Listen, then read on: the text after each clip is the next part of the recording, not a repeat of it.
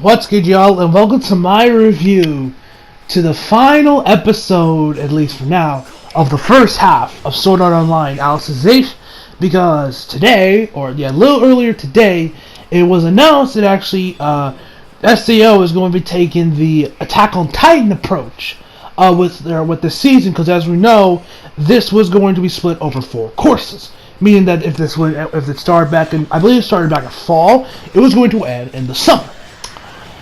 But it has now been announced that the SA anime is going to come back in October and most likely then end. So it'll probably start in fall and then end in springtime, I think. That's probably when it's going to end. Or, yeah, springtime probably. And either that or the end of winter. It'll probably be the end of winter, honestly. It also got a new name change. I think it was like Battle for the Underworld. I think it's what it's now called. We had this new picture of Alice too, which was just her with her eye patch. It looked really cool. But this anime, this episode did us dirty. That cliffhanger, man. I think Attack on Titan was probably a little worse, just because the anime ended fine enough to where I wasn't frothing at the mouth for the second half season 3, which we know is next season in a couple weeks, and I am so fucking excited for that. But,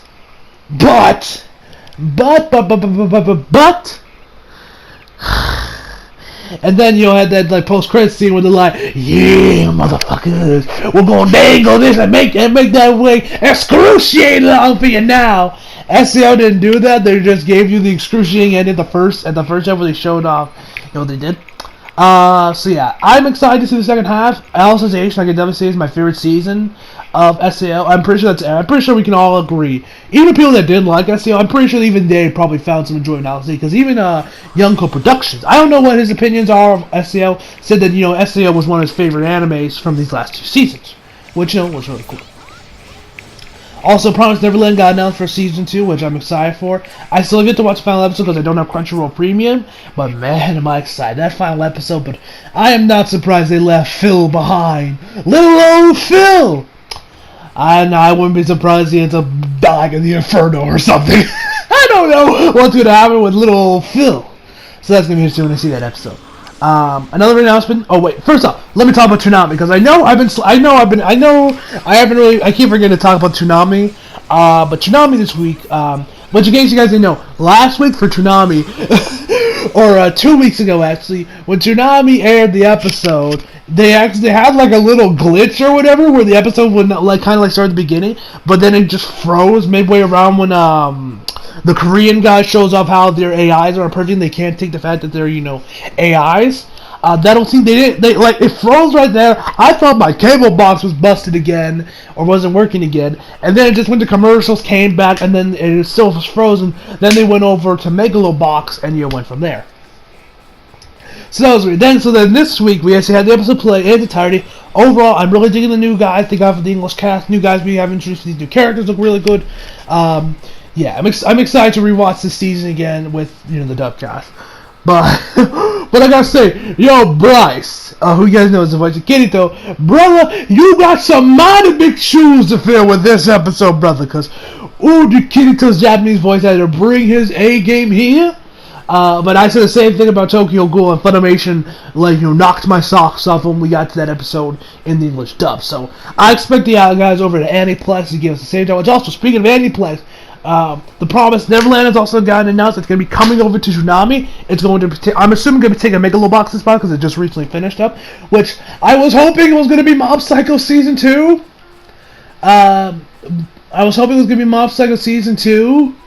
Because I still haven't seen Mob Psycho, and I've been kind of waiting on the dub. But, granted, I think the series still hasn't ended yet, and I think after the series ends, Crunchyroll will then announce or then begin work on the English dub. Hopefully they keep the same cast from Season 1. At the very least, keep the same guy who voices Reagan. At least keep Reagan, change everybody else, and I won't care. At least, as long as I keep Reagan, because he was the best part from the English dub cast in Season 1. So that was also nuts. So that's another news. One other thing, actually also the SEO game Twitter account said that tomorrow actually marks Feely's birthday, which you guys know Feely is one of my favorite characters from SEO, so that was nice. I'll be definitely posting about that tomorrow. But speaking of video games, we also got a new SAO video game announcement called, I forget, I don't have the title right in front. Hold on, let me pull it up on my phone. It's called Sword Art Online Alicization Lycos or something. Let me check. Okay, I got it right here. Hold up. Sword Art Online Alicization Lycos. Course. I didn't say it. And from what we saw from the teaser trailer, which I also do plan on making a whole video on my thoughts on my thoughts on that, like I did when Fatal Bullet got announced. This looks real cool. It looks like it's going to go right up to where the anime finished up, at least right here, and that's going to be what the game's main story is. I don't know, it could end up going farther, but one thing I noticed is actually that trailer spoiled what happens in the ending of this episode a little bit with Kirito, and I was like, I thought that was just a game taking liberties like they usually do with the story. But nah, they just straight up spoiled what would happen in this episode. I was like, why'd y'all put this in the trailer? I mean, yeah, the sword was different and everything, but yeah, this game looks really cool. Looks like it's PlayStation exclusive, but we don't know about that for sure.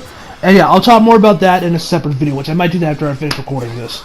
Anyway, enough jibber jabber. So let's get on to this week's episode of SAO Alicization. So it starts the episode off. We got the administrator asking Kirito, why are you still fighting? Why do you continue your fight when the outcome is already determined? You will lose. And he's like, that's not what I do. I do not give up. I will never yield. Even if you are on your hands and knees or on the ground, after our fight is done, that is what makes us human. And so then Kirito switches over to his SAO outfit again. Now, Chibi actually brought this up in his review of last week, which I did not actually even pick up on this because I'm not a light novel reader. I just watched the anime, and my knowledge of season 2 isn't the best.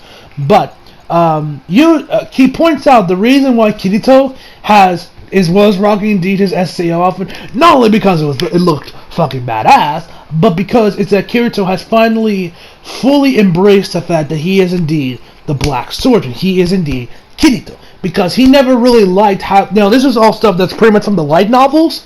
That Kirito never really liked that persona he had. Because he did, and the skill he used was a skill that he often used to kill members of Laughing Coffin. And so him using that is him fully embracing himself. Fully embracing the Black Swordsman persona that he had. That, he grew with in SAO. And has fully embraced that and has made it his own. Which is indeed, that's a major character development for our boy Kirito. So I didn't even notice that. So props to my man Chibi for actually pointing that one out, because I would not have picked up on that one either otherwise. So he's rocking his SAO outfit, and they get into their fighting stances. She starts off putting her hands up, or her arm up, her only arm she has left. She puts it up. Kirito recognizes that, and she's gonna go for a killing blow. So Kirito charges in there with his sword. She ends up breaking the floor a little bit when she senses they charge. Kirito manages to dodge it, ends up getting a little part of his jacket, which actually one thing I almost forgot to mention is that when Kirito switches over back to his SEO outfit, the administrator comments how he looks like a Dark Knight when he's dressed all in black, which, speaking of Dark Knights, actually today also marks the 80th anniversary of the Caped Crusader himself, motherfucking Batman. So, little FYI for y'all on that. That's actually pretty cool, man. I'll probably post a little something on my socials about the Caped Crusader, about that. So keep tabs on those. Anyway, so Kirito charges in there. He ends up dodging, so he goes in there for another attack. She manages to block it, and she's like, "Oh, was that the I forget what it was, like the single-handed 4-hit strike?" Vertigo, was it? I forget the exact name of the skill. And she's like, oh wait, how does she know about that? Did she get that from Yujo's members? Because that's the skill he showed off to Yujo. So he's like, alright, let me use the skill that I have not shown Yujo. So he comes charging in there with a new attack. The administrator changes up her sword, like legit changes her sword from a regular sword to the type of sword Asa used in SEO, which I believe is called a Reaper. So she used that, managed to get a couple quick hits on Kirito, managed to drop some blood, drop a little bit of blood from him, and she's like, oh yes, that's like Reaper. And then Kirito goes in for another attack. She switches over to a katana. Her sword switches over to a fucking katana. But you wouldn't have guessed that for like when I first saw the sword, the last thing on my mind was a katana. It does not look like a katana. So she puts her hand behind her. She kind of puts her hand to the side. Has a sword out there. It looks like she puts her like her katana is in a sheath, and then she pulls it, but there's no sheath there. So Kirito charges, goes for another. She manages to slice the top part of his chest a little bit. Doesn't cut him in half or nothing, but it makes him spit out some blood. And he falls to the ground, and it even knocks some of that ice that was by Yuja's, kind of keeping him from bleeding to death. I guess I don't know. He goes over to Yuja. And he tells him, Kirito, this is the end for you. I know you can stand again, and grabs his hand. And so then we're in some other world where Yuja tells him that, Kirito, I remember! We all grew up together when we were kids. And Kirito says, yes, I too have remembered that just now. And I'm like, brother, you've known since like what, episode 3? No, it was like episode 6, wasn't it? Whatever episode where we had Sir Goblin Slayer, where it turned into Goblin Slayer. So, yeah, I was like, brother, whatever. He says, like, yeah, I recognize too. He talks about how they grew up together and how he was there. He told that, even though he was a kid, he had the courage, take down to stand to Integrity 9 trying to rescue Alice. And he's like, so I know you can stand again. So he he puts his hands on his shoulders, and then the camera starts panning around, though, as Yuja gets a little closer. He's like, you can do that. And I can only imagine the Yaoi shippers were losing their fucking minds right now, ladies and gentlemen. They were like, oh my god, I ship these two so hard! Those cancerous 15-year-olds. Those 15-year-old teenage girls, oh man, ugh. The cancer of any anime community are the 15-year-old girl yaoi shippers. Those are always the cancer of the community. And Hiroaka's unfortunately flooded with those fuckers. Plus SCWs. Ugh. But that's a rant for another day. So anyway, So, Yuja puts his kid, Yuja, who's still holding Kirito's hands, puts him down to his sword, which the sword kind of reshapes itself. I think he puts some of his, life force into it or something. It had this, when they both touched the sword, this red stuff kind of came off of him that looks similar to when Cardinal did what she did to Yuja, kind of did similar feel to it, so maybe Yuja did something similar to that.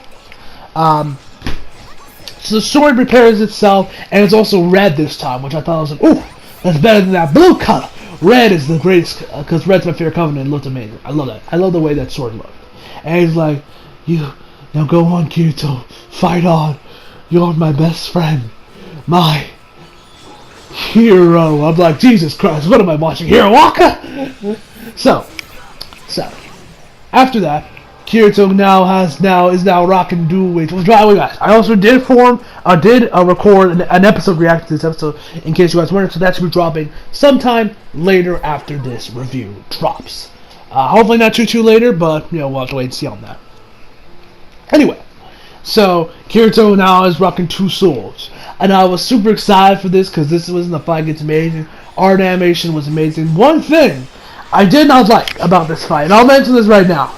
I did not like that Starburst Stream was not in this fight at all. Kirito never broke out Starburst Stream as his final attack for his final breath. There was no Starburst Stream, which I was expecting that. Because, he's rocking 2 swords, dual wielding, but no Starburst Stream, which sucked. Because I really was hoping to see Starburst Stream one last time. So back to the fight. So Kirito gets up, he's like, yeah, you're right, Yujo, I can stand. So he has both swords. The administrator's like, why? Why do you keep fighting with this futile effort? And he's like, that's why. This is how I am. I have gone this far by resisting. She's like, you insolent fool! How dare you try to take me out? Kneel before me, damn it! Kneel before me! Like she's fucking Zod out here. And so then she switches her sword up again after even also a big explosion. She switches up her sword again. Kirito has dual blades, go both ends, and then they just start charging each other. And this is when they just start swinging the swords. Art animation was fucking amazing here. Now, granted, we do kind of see Starburst Stream here, where we got some hits that we get a series of hits that look a lot like how Kirito used Starburst Stream a little bit. So I guess it's technically here, but yeah, they keep going at it. I think Kirito managed to land at least 1 or 2 hits on her. Before they both back away from each other, they look at each other, And then so the administrator puts her sword up like she's about to throw it like a spear. Kirito does the same, and then they just start charging at towards. They both each other's swords land on each other's shoulders, and they just kind of sit there. The administrator's sword kind of goes down, and Kirito's arm just plops down to the ground.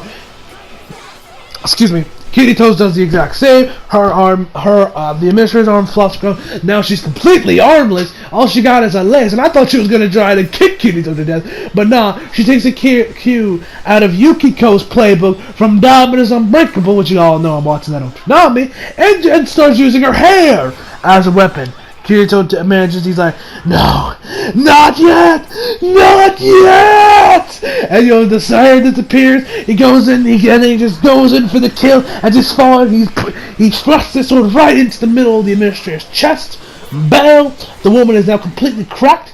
We have an explosion. Kirito is thrown to a wall, falls down to his knees. The administrator guy is still standing. She's completely cracked though. She says, I can't heal myself, even if I had all my resources, everything, I couldn't heal myself. So she just ends up walking away, goes over to this little section over here where we see like this computer rise up from the ground, and she uses her hair to start typing at it, which looked, I thought it was kind of funny. So she does that. Kirito's like, wait, what are you doing? And she's like, well, it was nice, Kirito. And then this portal, or like this beam, shows her, she starts going up this beam. And she's like, it was like, we will meet again, Kirito. Next time, in your world. So she's going to be coming to the real world, and is going to face off with Kirito again. Now I don't know how this is gonna play out. I don't know if this is gonna be like something kind of like Skynet, or got like a Skynet thing going on, or what else, or she's gonna have like a straight up physical form in the real world. We'll have to wait and see on that in October. But yeah, so Kirito's like, yeah, no, stop. And then she mouths something off. We don't hear what the hell she says. And then Kirito falls to a knee. And then after this, we find out motherfucking Chudelkin, this motherfucker is still standing. He is still breathing somehow. Great, he wasn't standing. He was crawling. But the man was still breathing after the man lost hella amount of blood when we last saw him about 2 episodes ago. And he's like, Mr. Yoda mentions, and then they start lighting up on fire, comes right over to the administrator, and we see him climbing, legit starts climbing her. I thought the man was gonna try to rape this woman. I won't lie, I thought he was gonna try to rape her. And then he's climbing up her, and so then he gets higher. She's like, no, she's like, I can finally be one with you, Miss Yoda mentions. She's like, no, not like a nitwit clown like you. And then as we see him burn himself more and more till we straight up start seeing his skeleton. He gets higher and higher, and he's like, no! And then we have a big ass explosion happen. I thought she legit died here, but she does. She somehow still survived that explosion. We see her. Next time we see her, she's looking above. She's floating on top. She's floating above her world. She's like, this world of mine. That's the last time we see her. So then the explosion. We get back to Kirito. The explosion finishes off. Chudelkin's nowhere to be found. So I'm guessing the man self-destructed. I guess. So yeah. So right after that, Kirito goes over to Yujo. He kind of like just guy starts holding where his arm used to be. I legit thought the man was gonna try to reattach it, but now he just kind of lets it sit there. And so he kind of just sits there, and he makes it over to Yujo's corpse. By this point, the ice has completely disappeared. The man's bleeding profusely again. And then we also see his sword, his red sword, after the fight finishes up, it goes back to its blue form and he puts it down. That happened earlier on. I forgot to mention that. So he makes it over to Yujo, tries to heal him. He can't. And then Yujo kind of grabs his arm and he tells him, like, nah, man. Let this happen. And then we get some amazing voice acting from not Yujo, Kirito's Japanese voice actor. This man deserves a fucking raise for this episode, man. He did such an amazing job here. Now, like I said earlier on, the beginning of the review, Bryce, my man, now you guys know I love the dub for SEO, and I also do prefer the dub over the sub for Sword Art Online. But I gotta say, my man Bryce, can you top this, brother? Can you at least be on par with it? Now, granted, like I said the exact same thing for Tokyo Ghoul Re for that one episode. I forget which episode it was for for Tokyo Ghoul Re, that where I said this was like some of the greatest voice I'd ever heard, and I mentioned that review that I was like, how the hell is a dub going to top this? And of course episode 21. It was episode 21 of Re, and when that happened, I talked about this a few episodes later when the dub got to this point. I said that the dub managed to somehow not somehow match the same level as the Japanese audio. If you ask me which one I preferred, the dub or the sub for Tokyo Ghoul, it's the dub. So I guess you could say the dub did even did a little bit better. If it was on par, if not better, than the original Japanese. But I would say they were about on par, man.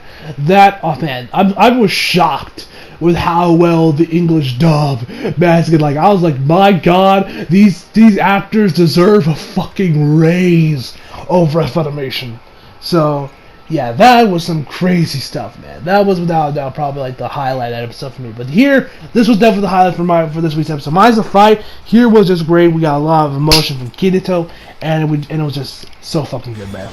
So he tried to start hearing Yujo. Yujo's like, no, don't do it, Kirito. And he tells him, stay cool, Kirito. And I was like, I couldn't almost start laughing there. I like that nice little callback to what happened earlier on. I think that was like around episode 10. Around time when you had, those motherfuckers out there, starting shit. So, yeah, I mean, like, oh my God. So after that, he's like, no, Kirito, it's fine. I want this. It's like, what movie was that where he was like, I want this. That movie. It's the dude. The dude had glasses. Iron Man 1. It was Iron Man 1 where you had shit. I forget the dude's name. If you all see Iron Man 1, you guys remember what scene I'm talking about. So he's like, how is this fine, you're bleeding profusely. It's like, no, I drew my sword against you, and if I wasn't here, you would have to be fighting for both me and Alice. Don't worry. I am now.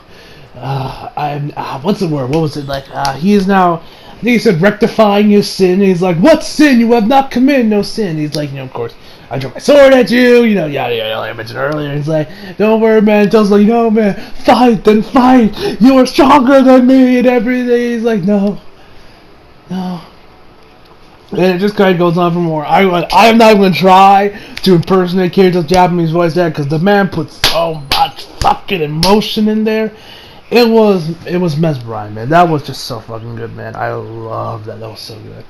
Like I said, Bryce, man, good luck to you, good sir, because you will need it.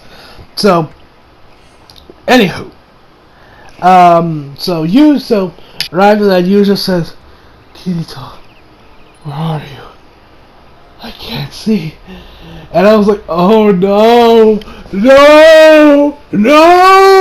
Like, another one, I was like, fuck, he's about to die. At the same time, I was getting PTSD, Tokyo Ghoul Re flashbacks to around the end of season 1 of Re when, what's his name died? And I was like, fuck. That scene was so bad. This scene was so gun-drenching. And then, he tells him, I now know that love isn't something you seek. It's something that you give. Let's stop me that. And then he hands him. And actually, Kirito actually brings Yujo to his like his chest, and he's like, oh, now I see.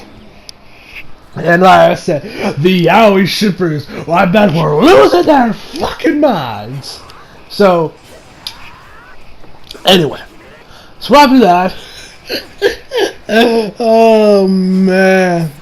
So after that, we get a flash, and when Kirito touches the little Alice's memories, we then get a flashback of what actually happened in that scene when the administrator used that against Yuzo to tell him, like, see, nobody likes you, nobody cares for you, and we see the rest of it. We find out actually Kirito and Alice, which at first it looked like they were about to get it on, but we saw from Yuzo's perspective. But here it was actually that they were just working on a birthday present for him, which is just a wooden sword. That was, I think Kirito said that was similar to Yuzo's older brother, which we never see any of Yuzo's siblings throughout this entire season. We haven't seen a single one of them, which is a little bit interesting. So after that, and so then Yuzo kind of pops up from out of nowhere. Kirito's like, oh shit! And he looks over at Alice like, what the fuck do we do? And she's just looking at him like, give me that damn sword! And so she puts the sword in the sheath, and she's like, it's 3 days early, but, happy birthday, Yuzo, and it's like, it's a sword. He's like, oh my god, I'm so happy, this is so amazing. Then he starts crying, and Kirito's like, stop crying! Yuzo's like, I'm not crying, you're crying! And he starts to wipe away the tears. Kirito also starts crying a little bit here, too. From here, we then hear the Ito, Konomi no Wakashi no. That song from a few episodes back when Yuzo, went and gave in to the administrator, and I was screaming at my TV that episode. And and we had this song. I was like, fuck, come on, don't play with my emotions like this, man. This song's too good. Don't do this to me, man. And so it's like, even though we're on 3 separate paths, our memories will always be connected as one. We live in you, Kirito. And so we're back to the real world. Kirito's still holding Yuzo close to his chest. And, oh man, this scene, man, like I said, the voice acting here was so fucking good, man. And then Yuzo goes off about stars and how they light up, and then he's like, that's it, Kirito, you should name your sword. I think it was Gentle Knight Sword. I think it was just called. I'm probably saying that wrong, man. So forgive me if I'm saying the name of the sword wrong. It was a really cool ass name. Yeah, that sword was like, I thought it was like, because you guys know I've been making a lot of Bleach jokes about how I bet he'll name it like Zangetsu or something that sounds like like a Zanpakuto. In actuality, it was something. Actually, it was actually a really cool name. So anyway, after that, Yuzo then Night Sky Blade. That's what it's called, Night Sky Blade. So yeah, Night Sky Blade, really badass name. He's like, and Kirito gets like, yes, as he's crying like crazy. He says, yes, that is a great name, Yuzo. And then he dies in Kirito's arms, making the 3rd person to die in Kirito's arms. Asuna, Cardinal, and now Yuzo.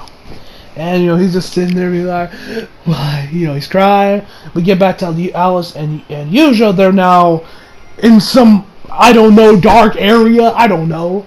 And they're holding hands. They're like, was this the right thing to do? And she's like, yeah. With that, these two can take care of it from here. And so Alice talks to Kirito, and then Yuzo talks to Alice, which was adult Alice, which was a teen or whatever you want to call him. Yuzo that we know, and of course Kid Alice. And I was like, this is kind of weird, a little bit. And then Yuzo returns back to his kid form, and they walk into this door which has this blinding light. If I had to guess, maybe heaven? I don't know. Other than that, or they're exiting out of their flux lights. Or out of their machines. I don't know where the hell they were running off to. But whatever the case may be, they left. Kirito is obviously struck by this. And I like this little... And I gotta say, I gotta give props to the artists here that worked on this episode. Because they did a lot of cool stuff with Kirito's face. His face was pretty great. And I like after he was done crying, his eyes kind of looked a little like sunken in a little bit. Or like puffy. Or whatever. Like, when you usually stop crying, your eyes are your eyes look off. They did that with Kirito's eyes right here. And I thought that was a nice little added touch that they added. I thought that was actually really cool by the artist over there at A1. So then he makes her way to the computer, uses his master hacking skills to somehow unlock this So unlock this like ID number or whatever that allows him to contact the outside world. He clicks on it, says, your flood plan will be increased to like 1%, I think it was, or 1.0. He says, are you sure? He says yes, and then he has access to outside. He starts to say, Kikoka, Kikoka, Kikoka, and slams his fist against the door. And slams his fist against the table as he's just screaming, Kikoka, Kikoka, at the top of his lungs. And then we start hearing gunshots. I'm like, what the fuck? Is there like a shooting going down here? What the hell's going on? And we actually see that there's a bit like we got like these military soldiers, trying to start shooting up this little hallway that they're in, that leads right into like the main area where Kikoka and the other two are to watch out. Let's see what Kirito's up to. So they're sitting there and they're shooting at it. We see these two guys that are obviously that have like tattoos on them. If I had to guess. Excuse me. Either one of them I think one of them could be one of the guys at Laughing Coffin, like the guy at Kirito. I wouldn't be surprised these two guys are like Laughing Coffin guys, or maybe they're those two scientists we saw right at like around the beginning or around the midpoint of the season when I said, even though where we saw these two scientists, one of them smiling, I said these guys are the next villains. They might as well have been holding a sign that says we're the next villains. I think it could be. I think that's those guys. I'm pretty sure that's what those guys could also have been them. But I'm not sure about that one. So, anyway, so he ends up having them kind of go and just keep going forward as the dude's shooting, and the Korean dude manages to find all this shit, and Kirito's talking to us, and he's like, Kirito's like, Kid Koka, well, do you know what he does? He's like, yes, man, I know. You can scold me later as much as you please later on, but you gotta fight first off. I need you to fight. I was like, bruh, I already got all this. He's like, oh shit, you got else? Well, shit. Then he tells him to go over to I think it was the South Cathedral, to the South Cathedral. We don't know why he's gonna go in there, and then we find out that those guys are going over to the electrical room, which is going to create a surge, and which will end up frying Kirito's floodlight, probably, which will also most likely also kill him as well. So we get that, and then right after that, we see this bright beam come hurling towards Kirito, and we just see we saw the screen starts glitching out a little bit, and he's like, what the hell's going on? And then we see Asuna coming towards him, and it's like, Kirito! It's like, Asuna. And then he reaches out. And that is where the episode ends. Like I said, the anime did us dirty. And now we gotta wait 2 seasons to see the rest of the series in October. Now, granted, Attack on Titan happened, and the wave went by pretty fast, and season 3 is about to start in a couple weeks. But man, come on, SEO, did y'all have to do it like that? You couldn't give us a little bit more of a conclusive ending? Why'd you gotta leave us on this massive cliffhanger here with Asuna? But whatever. I made my 2 cents about that on my reaction, where I was just kind of sitting there, a little peeved. I won't lie, a little peeved. So yeah. So overall, I would give this week's episode a 10 out of 10, guys. So yeah, man. SEO Alicization, like I said before, this was down to the best season of SEO, and I'm super excited to see the second half in October. So anyway, guys, and also this review ended up being over 30 minutes long, which I did not expect that, but hey, man. What can you do? So anyway, guys, hope y'all enjoyed the video. You like, share, subscribe if you're new. Follow me on Instagram, Twitter, if you like it. Links down in the description box below. And as always, come back for more. See you guys next time.